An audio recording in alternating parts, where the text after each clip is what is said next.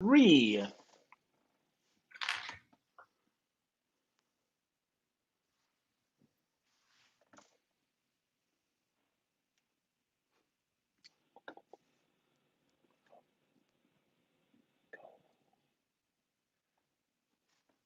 All right, so today we get to talk with Holly Johnson, how to make feeling good a priority. And Holly, I'm going to put you on the screen and put you on the spot. What is the best advice you ever got? Do what you love and the money will follow. Love that. Awesome. So, how did you learn? When did you learn that? How did that show up in your life as a great piece of advice? Do what you love and the money will follow. Well, when I was, before I was starting my first business, I'm a PR and marketing specialist for the past 30 plus years. I read Stephen Covey's book, 7 Habits of Highly Effective People. And the one that stuck in my mind was do what you love and the money will follow. And I can honestly say that when I'm doing the work that I love, the money has followed. It hasn't made me, a gazillionaire, but it's helped me live the life that I want and to feel really good about what I do. What I realized is that I was going to spend more time at work, and everybody else does too, than anything else in our lives, including sleep. And I really love to sleep. So I decided early on that I better find something to do that I really loved. And I fell into a job at Colorado Ski Country out of college, and I got to live in Denver, in a city, and represent the state ski industry. And that was heaven on earth for me. I actually said at one point, I can't believe people would even pay you for this. This is so much fun. So, wow, that's great. So, what if is it about like the job that you love, or is it about finding the love in the job that you do? A lot of people, I'm curious what your thoughts are on that, because I think sometimes our whole job in totality is not lovable, right? We might not dig it all. So what does that mean? Show me, just give me a little more on that topic. I really believe that if we can find love in what we do, and really anything, people focus so much on what's wrong in the world, wrong in their life, wrong with their spouse, wrong with their kids, instead of focusing on what's right and what they're proud of. And I think, when you can find love or appreciation, even for the smallest things, people get so caught up in it needs to be big in order to be meaningful. And I wake up every morning and make really good coffee, and that smell of coffee, I'm like, oh my God, I love the smell of this. And it just starts my day off in a really positive way. And if we can start appreciating even the smallest things and the contributions that we're making to a company or a job or somebody's life, how much that makes us feel better about what we're doing and who we are. I agree. I love that mindset. I think that's super, super important. I mean, gratitude is one of the strongest things that we can use to shift our life here. But as I'm reading your book, I read some stuff that a lot of people maybe wouldn't be grateful for. First of all, let's talk about let's talk about the big one here. You're a marathoner who is at the Boston bombing. So talk to me about what was going on there, why that started out maybe as a amazingly grateful thing that was like, holy crap, and then how that shifted back to gratitude. Well, I was super fortunate. This was one of the days in a runner's and a marathoner's life when I literally had my perfect storm. I had trained, my training went great. I went in feeling confident, and actually on the bus ride out, because they bus you out 26 miles from Boston to Hopkinton, and you're sitting on the bus going, this is a really long ride. Oh boy, gee, lucky me, I get to run back. And when I was sitting on the bus, I just kind of turned a little weird, and I noticed this kind of kink in my hamstring, and I'm going, no, not today. And when I started the race, it kind of was bugging me, and I finally just said, not today, leg. And I started focusing on the leg that felt good instead of the one that was bothering me. And I was super fortunate. I got through the finish line 15 minutes faster than I had expected, or kind of my age where I was expected to finish. And it was my fastest marathon in 20 years. at the age of 56. So you know, even if you're not a marathoner, you could probably appreciate how unbelievably awesome that felt to me. And it's very congested at the finish area because you have a lot of people, you have a lot of spectators. And I was pushed back to the buses where your food and where you get food and clothing and all that. And I was staying out by the airport. I decided to try to save some money and not stay downtown. And I'd taken public transportation. So I was trying to go back toward the finish line where I knew was the subway that I could get on. I am geographically and directionally very challenged. So I wanted to make sure I wasn't going to get on the wrong subway or something like that. And I was literally forced to turn around because the crowds were so thick and it was so congested. So I was pushed to the back of the finish line area where there's security gates, started changing my clothes, heard this very loud boom, and I'm going, that doesn't sound very good. And I'm going, oh, it's Patriots Day, Patriots salute to the winners. And I'm going, oh, wait a second, the winners finished like a couple hours ago because they finished marathons in, 2 hours and 10 minutes, give or take. And then I heard another boom, very loud one. And I'm going, really not good. I need to get out of here. And at that point, the security guard for the area said, we need everybody to pack up their stuff and get out of here and turn off your cell phones. Because what I found out is that cell phones can be a trigger. And so when I got through, I looked up and there was a subway station, and I remembered that it was just the stop before the finish line. I'm like, lucky me. Okay, boom, I'm there.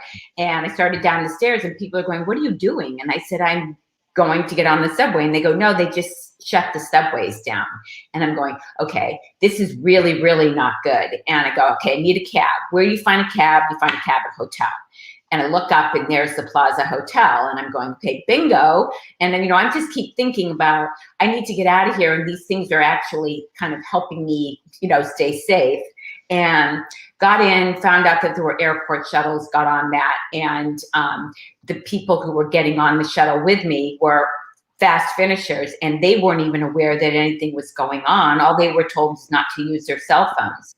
And so I explained that there was possibly trash can bombs, but we turned on the radio, and literally the world as we know it unfolded. And right behind us, as in the movies, with the speeding van leaving the city that's kind of falling apart, the barriers went up. And I was just kept going, oh my God, thank you, thank you, thank you. Texted my husband, I'm fine. I had a good race, I'm fine. And just because I wasn't supposed to be using cell phones. And, we drove literally by the finish area and just watched this absolute mayhem going on. And, you just can't believe it. I mean, I was in shock, and I just kind of kept going through the motions. And the next day, the world, I fully started experiencing what PTSD was. And, here I am going, wow, I had this most amazing marathon, and I felt guilty for even thinking about appreciating it when people's legs and arms were blown off.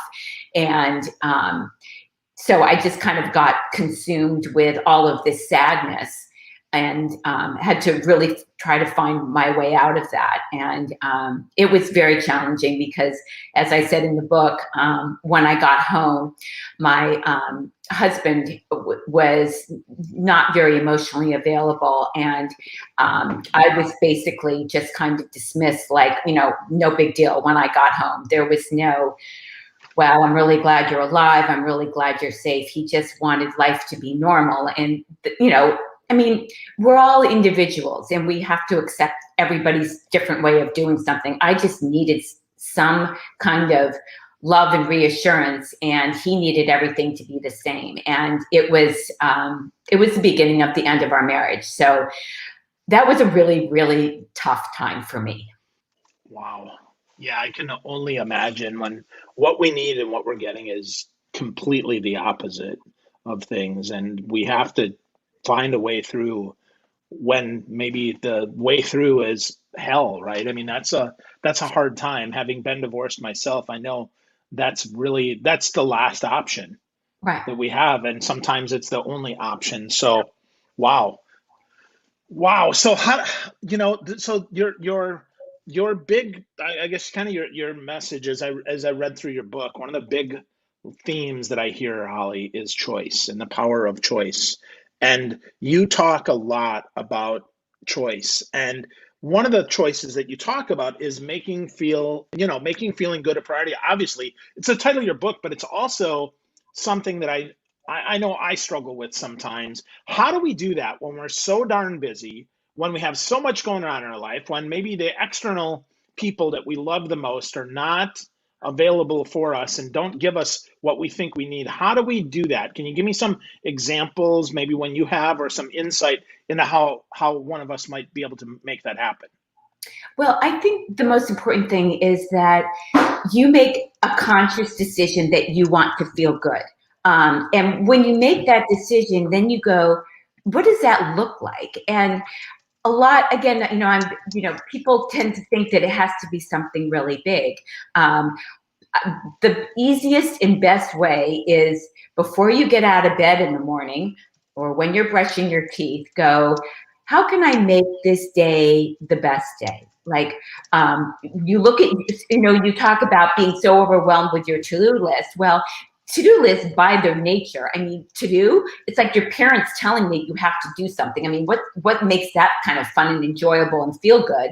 I call mine my amazing day includes, or wouldn't it be nice if, I nailed that interview. I got that speaking booking that I've been working on.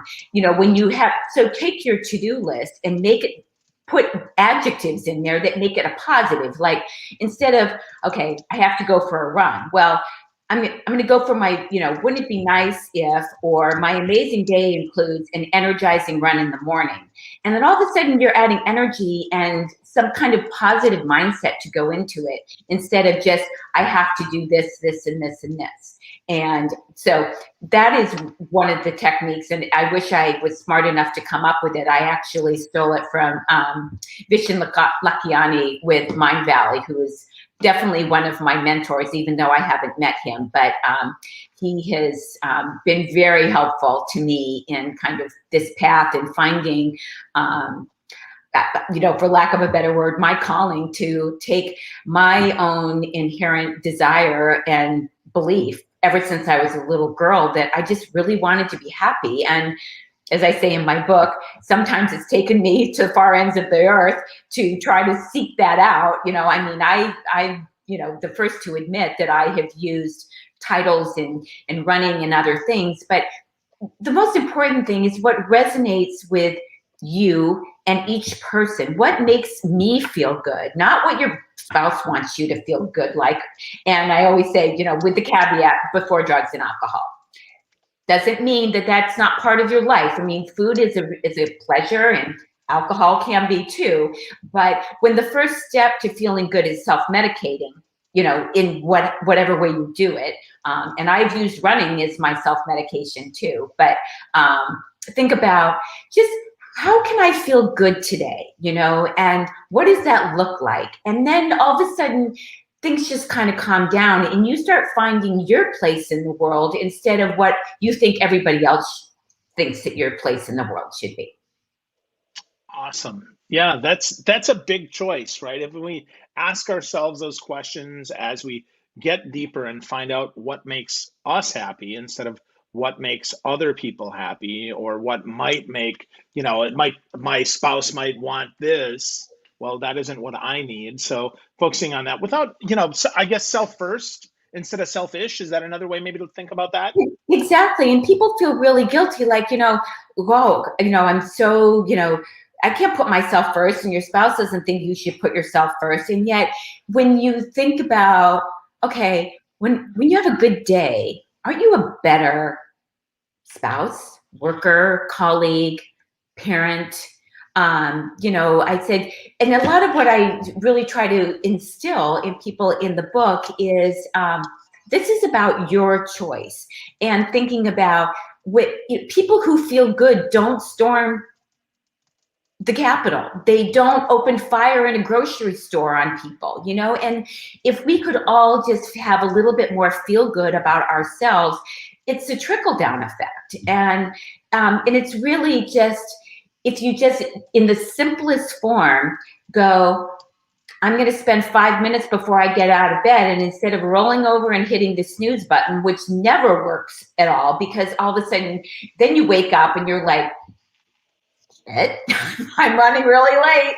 And then all of a sudden you just see the day going like this. And then your kids are late, and, you just, the whole thing. And so the law of attraction works for you and against you, depending upon the energy that you're doing. And, some people go, oh, that's a lot of little woohoo stuff. But I can honestly say, when I go, whoa, not liking how I feel right now, what can I do to feel better? And it doesn't mean that you're never going to have bad moments, but bad moments are way better than bad days. And bad days just become bad weeks, and then bad months, which turn into bad marriages, or whatever. It's the snowball effect. And so you can make that snowball into a snowman that's really happy, or you can make that snowball and turn it into an avalanche. It's really your choice. Yeah. Wow.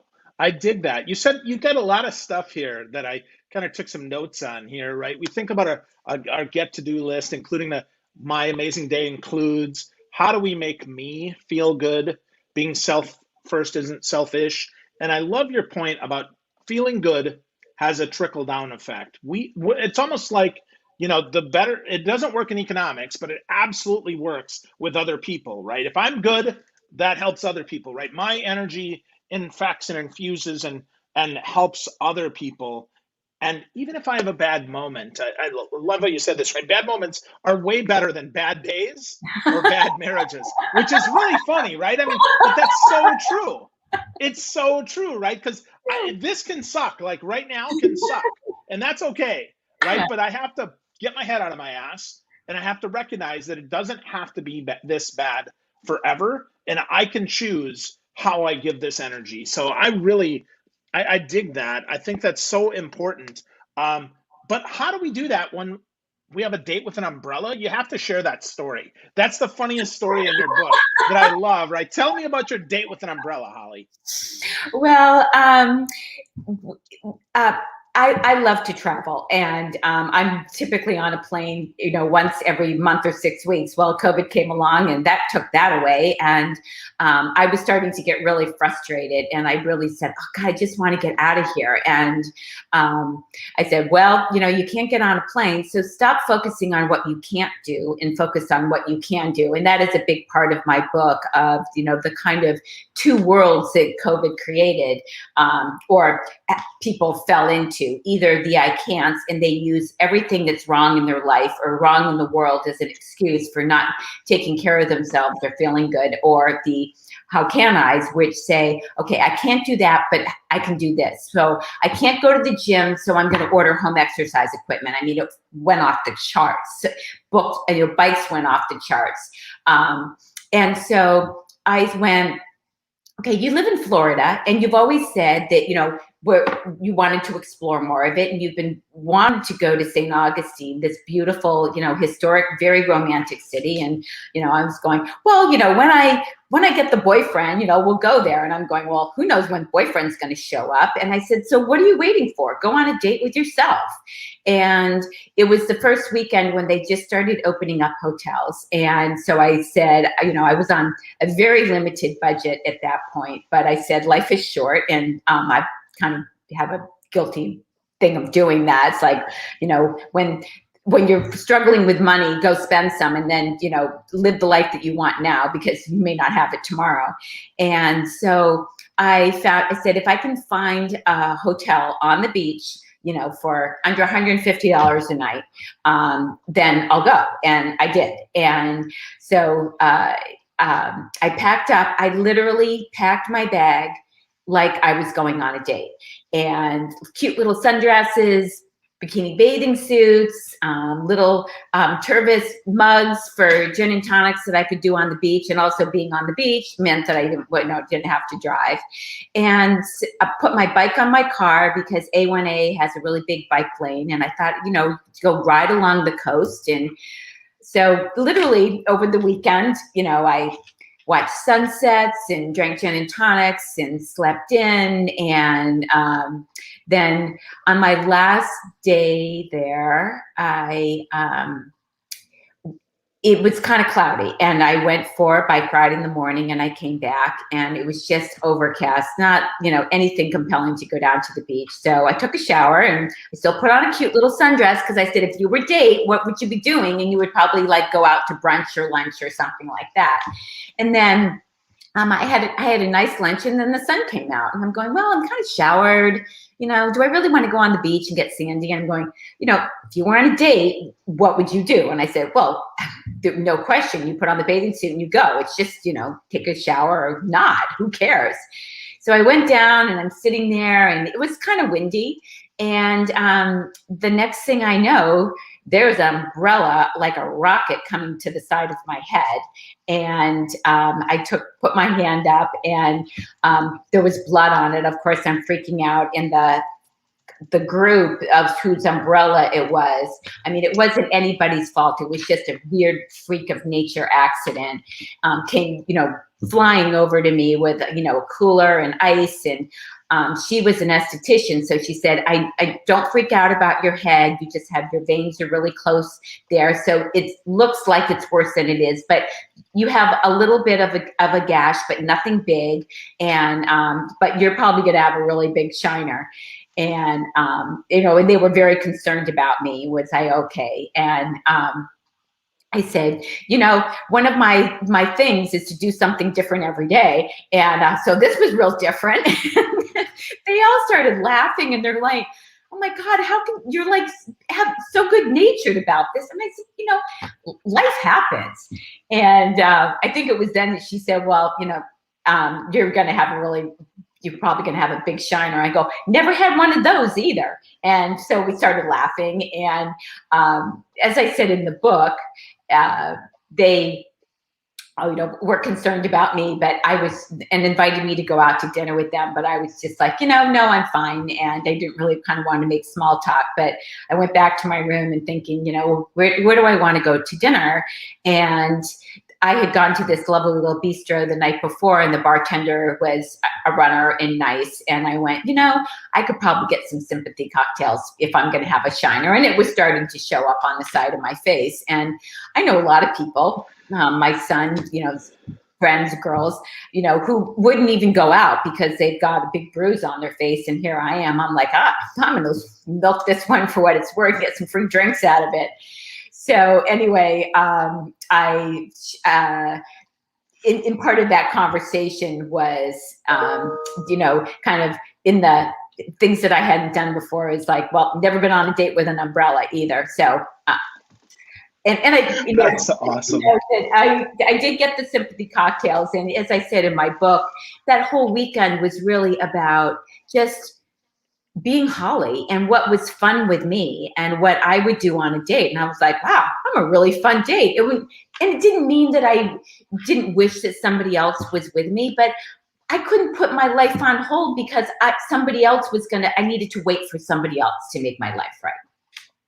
Absolutely. You chose to have a great time and have a date with an umbrella instead of turning it into something awful that could have kept you, frozen where you were. So I really love that. Yeah.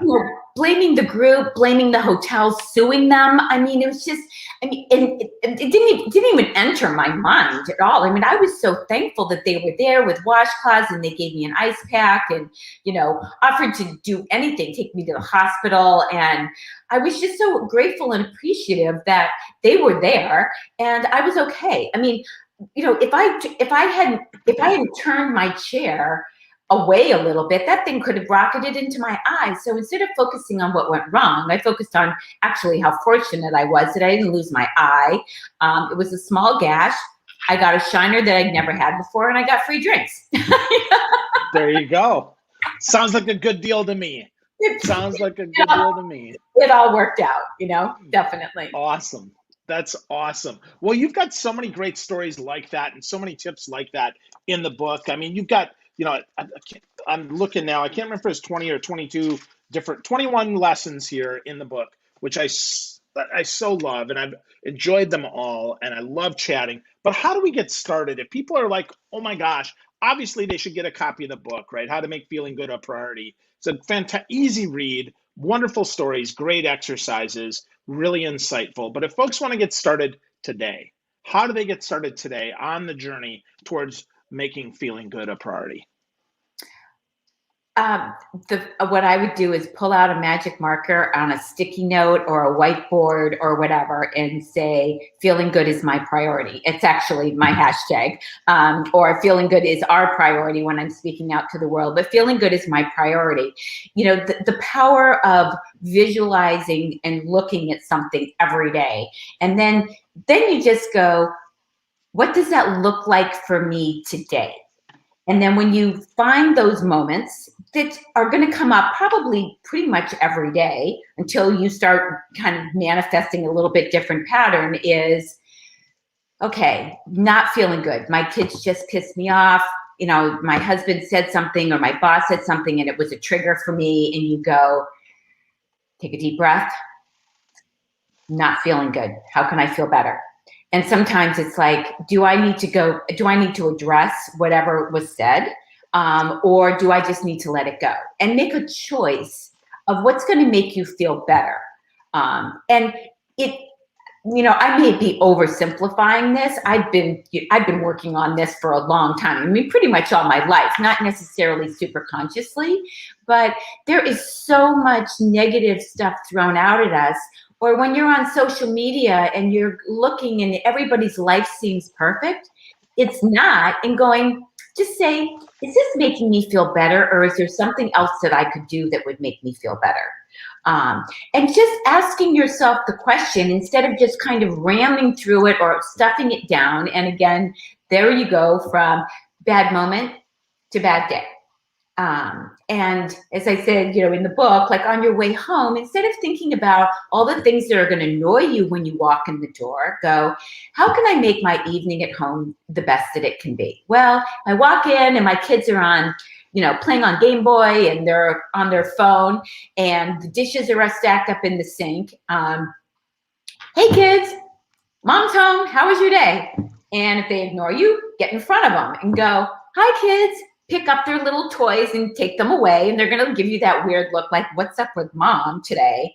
And go, I didn't have a great day today, but I'd really like to finish it and make us all a really nice dinner. So, but in order for me to do that, I need you to clean up the dishes in the sink. Can you guys tag team on that and make that happen? And they're going to look at each other and I go, okay, if you don't want to do that, that's fine. It's your choice. They're still going to need to get done at some point, but I'm going to go take a bath or a shower. And when I come out, if the dishes are clean, I'm going to make dinner for all of us. And if they're not, I'm going to make dinner for myself. And people may go, wow, that's really selfish. That ain't going to fly with my husband. And just say, well, you know what, hubby? You want the nice dinner too? Get the dishes clean in the sink or have the kids help you. And then we can all enjoy this together. But right now, looking at those dishes in the sink isn't making me feel good. And I'm all about feeling good right now because I did not have a very good day. So make your choice and let them start making choices too. And I realize, I may be talking from the cheap seats, but I actually employed these things with my son and he didn't like it. And I got pushback. But when I stood my ground and sometimes I still did what I was going to do, but I just didn't do it for him. Then he started coming around and he knew that when I asked him to do something that I was serious about it. And that makes everybody feel better. He started feeling better too. And I said to him, on numerous occasions when I had to kind of sit down and do the parent thing, I go, I love being your friend, but you have plenty of friends and you only have 2 parents. And we know your dad's not going to have this conversation, so I am. And at some point you'll understand it and appreciate it. But right now you need a parent, whether you like it or not. and just acknowledging the fact that everybody was uncomfortable. We would love to be best friends with our kids, but they really need a parent more than anything else. Awesome. I did that. Holly, thank you so much for spending some time today. The book is fantastic. How to Make Feeling Good a Priority. It's on Amazon, Barnes and Noble. I appreciate every lesson that you shared and all the time you shared today. This was really fun. Thank you so much, my friend. Well, I really appreciate the opportunity to be on your show. And if one person starts feeling better today because of my book or this interview or your desire to bring me out, then, my day's just gotten a whole lot better for sure. Awesome. Well, thank you, Holly. Folks, get a copy of Holly's book. Spend some time with yourself. Make some good choices. Make feeling good a priority for you. Thanks for tuning in. Thanks for spending some time. Make it a great day.